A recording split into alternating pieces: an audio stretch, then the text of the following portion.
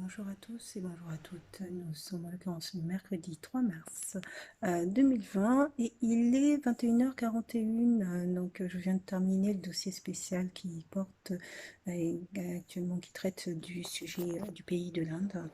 Et donc je fais cette vidéo pour évoquer très rapidement ce dossier spécial.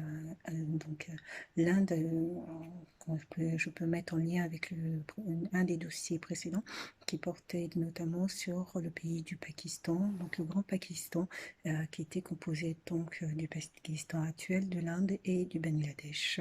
Et donc il y aura une scission en raison de conflits interreligieux, héritage de l'époque coloniale. En l'occurrence, le Pakistan sera principalement musulman, l'Inde est principalement hindouiste. Le Bangladesh, ça sera un dossier à, à venir. Donc, Inde, en persan, ça signifie hindou, ou encore il y a Sindhu et Hindustan. Donc, l'Inde est une ancienne colonie britannique qui va avoir son indépendance en 1947, le 15 août 1947, et se proclamera en tant que république parlementaire fédérale, donc le 26 janvier 1950. Donc, République parlementaire fédérale, c'est l'héritage colonial, hein, et donc britannique, donc système parlementaire.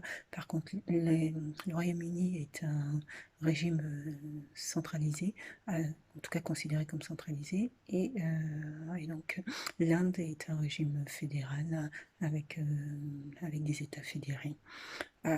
Et donc, en l'occurrence, sur le système constitutionnel indien, il y a un président de la République, président de la République qui nomme le Premier ministre, qui est le chef du gouvernement.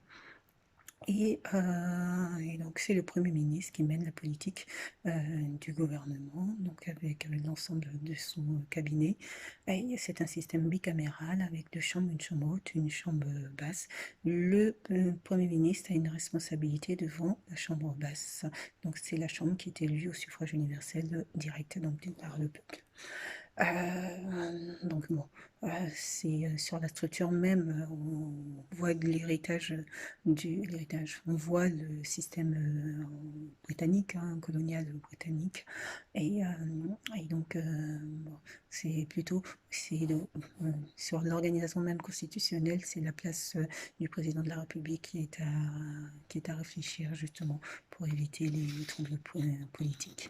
Mais sur le plan socio-économique, l'Inde est considérée, en tout cas dans les 4 premiers pays où il y a le plus de milliardaires.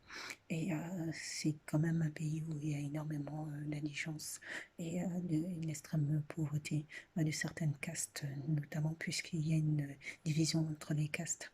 Et qui fait que selon les castes, la richesse déjà d'une part n'est pas la même, et les droits finalement aussi ne sont pas les mêmes. Donc dans le dossier spécial, j'aborde ces sujets-là en évoquant notamment le sujet des droits le sujet des droits de la femme, puisque la place de la femme nécessiterait du moins pas mal d'évolutions, non seulement sur les mariages forcés, la question de la dot, donc, qui conduit à énormément d'infanticides, puisque la fille coûte cher finalement à la famille, et, euh, et donc ça met en péril la vie de ces jeunes femmes qui, pour celles qui se retrouvent mariées, donc doivent aller vivre au domicile de l'époux, et se retrouvent finalement au service de la famille de l'époux. Bon, si elle est bien traitée, tout va bien. Si elle n'est pas bien traitée, c'est une autre question, et qu'elle n'a pas véritablement de moyens de recours.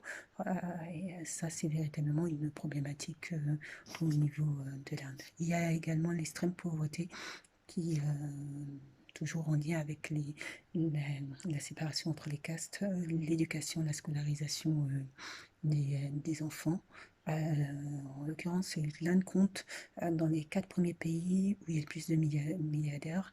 Et à côté de ça, il y a une importante indigence et une extrême pauvreté.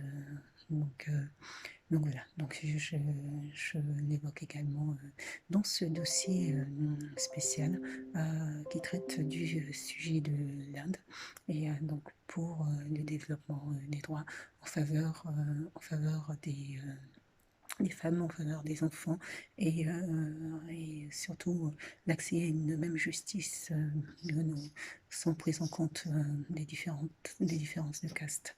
Et donc, bon, je vous conseille de lire ce dossier spécial. Sur ce, bah, je vous souhaite de passer une très bonne soirée. Et puis, je vous dis à bientôt pour le prochain dossier spécial qui devrait porter sur la République démocratique du Congo. Bonne soirée à tous.